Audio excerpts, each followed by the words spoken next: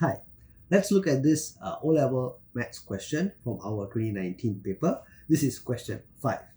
Alright, so here we are given that the estimated number of Bengal tigers, increased from 3,200 in 2010 to 3,890 in 2016.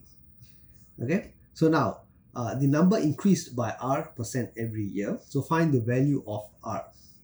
Alright, so this is actually very much a question that you can see is very similar to how we solve compound interest related questions. Okay, so generally those questions are used in the financial domain, but you can also apply it to such situations here.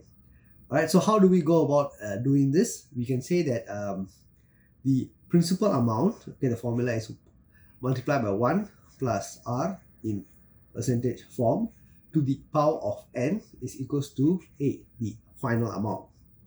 Okay, so the principal in this case is the starting amount, or in this case the starting number of tigers, which is 3,200 multiplied by 1 plus R to the power of n.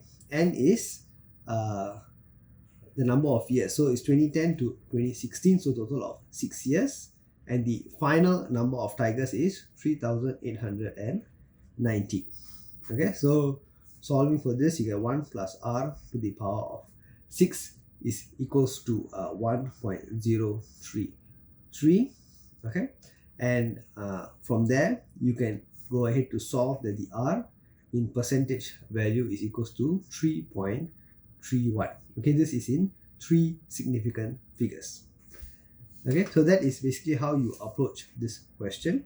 Okay, so the formula or thinking is basically how you would do it using a compound interest approach. The only thing you are applying that principle to such a question over here, but the idea is the same. Okay, because you have a starting value, a final ending point, and you are increasing by a particular rate every year.